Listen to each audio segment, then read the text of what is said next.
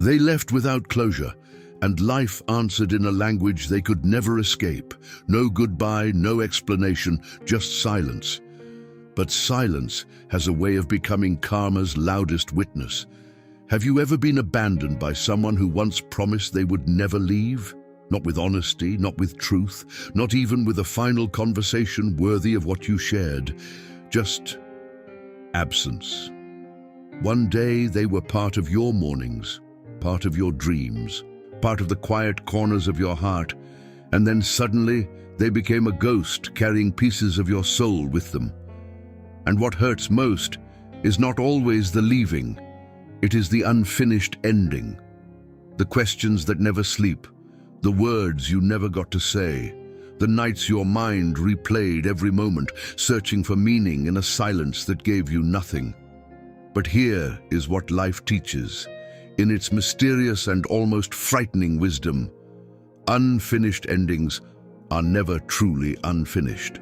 Energy moves, truth circles back, and karma has a strange habit of delivering the final truth when human mouths refuse to speak it, sometimes years later, sometimes through regret, sometimes through loss, sometimes by making them feel the very emptiness they left inside you. As the philosopher Nietzsche once warned, he who fights with monsters should be careful lest he thereby become a monster.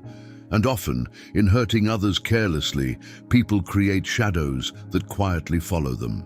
Tonight, we are speaking about those shadows, about what happens when someone walks away without closure, and life becomes the conversation they can no longer avoid.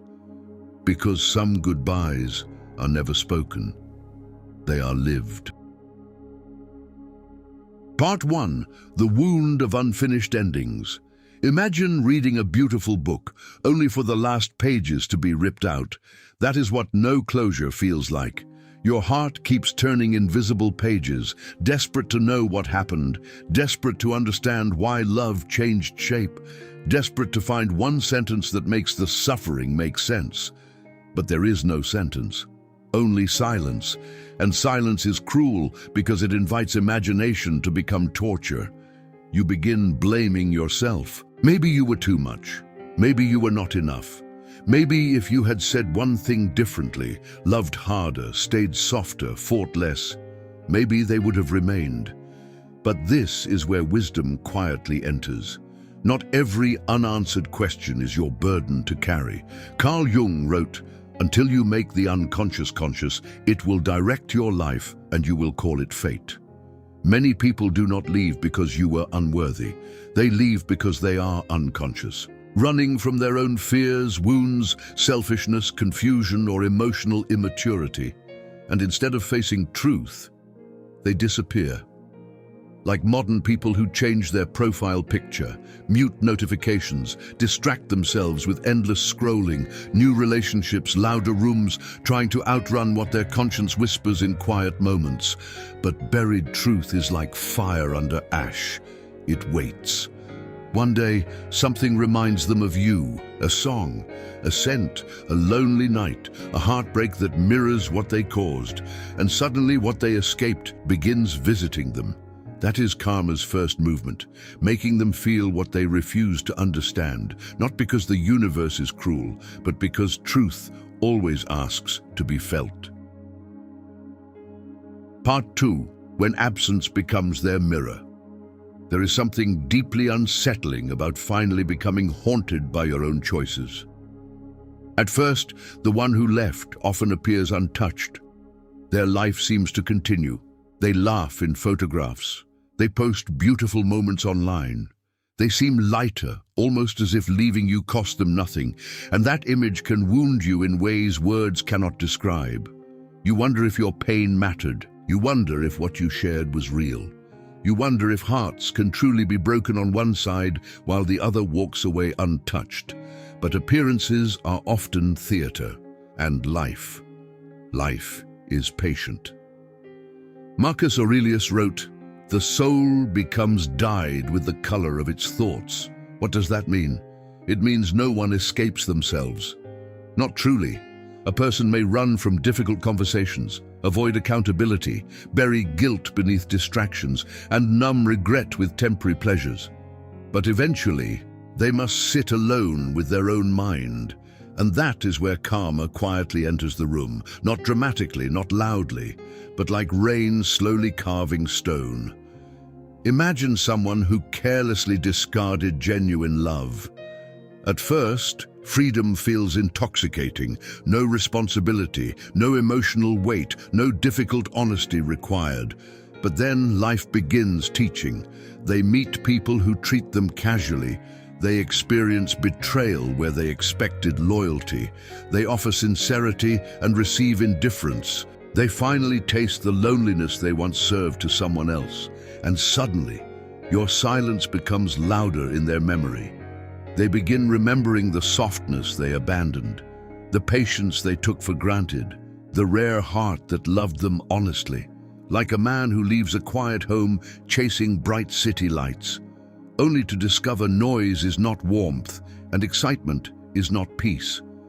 That is when absence becomes a mirror. They begin seeing themselves clearly, perhaps for the first time, not as the hero of their story, but as the wound in someone else's. And that realization is heavy, heavier than apology, heavier than regret, because some truths arrive too late to repair what was broken. That is karma's second movement, not merely making them suffer, but making them understand. And understanding can be its own sorrow.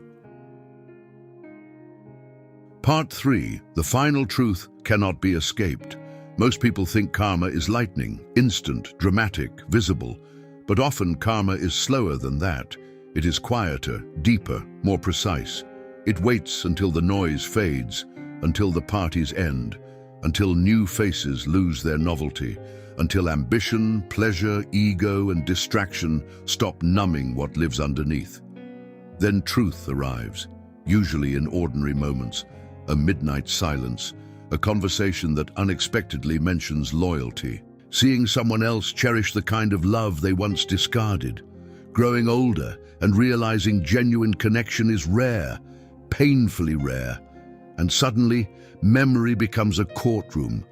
Every careless word returns, every avoided conversation returns, every moment they knew your worth, yet treated it casually returns. Buddha taught, what you think you become, what you feel you attract, what you imagine you create. A person who repeatedly chooses avoidance creates emptiness. A person who chooses selfishness eventually attracts selfishness. A person who handles hearts carelessly often finds their own heart placed in careless hands, not because the universe is keeping score like a machine, but because life reflects character back to us. Think of it like planting seeds. Cruelty planted in spring does not bloom overnight, but seasons pass, and one day harvest comes. No one negotiates with harvest. If they planted confusion, confusion finds them. If they planted abandonment, abandonment visits them. If they planted heartbreak, heartbreak becomes familiar. And what makes karma powerful is this: by the time they finally understand what they lost, life may have already moved you forward. You are no longer waiting, no longer begging for explanation, no longer defined by what they failed to give. Camus wrote, "In the depth of winter, I finally learned that within me there lay an invincible summer." That is your transformation. While karma teaches them loss, pain teaches you wisdom. Silence teaches you self-respect. Loneliness teaches you inner strength. And healing quietly turns you into someone they can remember, but never reclaim. That is karma's third movement. The truth comes when it is too late to undo what truth reveals. Part 4. Your peace becomes the final truth. There is a quiet kind of power the world rarely speaks about. Not revenge, not proving them wrong, not making them jealous, but becoming whole without the apology you once believed you needed. That is sacred power, because for a long time your heart waited at the door of an unanswered ending. You waited for a message that never came, for honesty that was never offered, for accountability from someone emotionally unequipped to give it. And in that waiting, something painful happened. You confused closure with permission. You thought healing needed their explanation. You thought peace needed their confession. You thought moving forward required them to finally understand what they did. But wisdom eventually whispers, some doors close not when answers arrive, but when you stop standing outside them. Lao Tzu said, when I let go of what I am, I become what I might be. And that is where your rebirth begins, not in getting them back, not in hearing, I'm sorry, but in releasing your grip on the story that wounded you, like a traveler carrying stones in a backpack, believing the weight honors the journey, until one day realizing the weight only prevents movement. You set it down, and suddenly, life feels lighter, color returns, music sounds deeper, morning air feels new. You laugh without forcing it. You sleep without replaying old memories. You discover that your heart was never destroyed, only transformed. And perhaps somewhere far away they hear of your peace, they see your glow, they witness your quiet strength. And in that moment, a truth lands heavier than any punishment. They did not lose someone ordinary. They lost someone rare, someone who loved deeply, someone who stayed sincerely, someone whose heart was a sanctuary in a restless world. And sanctuaries are not easily replaced. Nietzsche wrote, he who has a why to live can bear almost any how. Your why is no longer them. It is your becoming, your awakening, your peace. So if someone left without closure, if they vanished without goodbye, if silence became the sharpest wound you ever carried, remember this.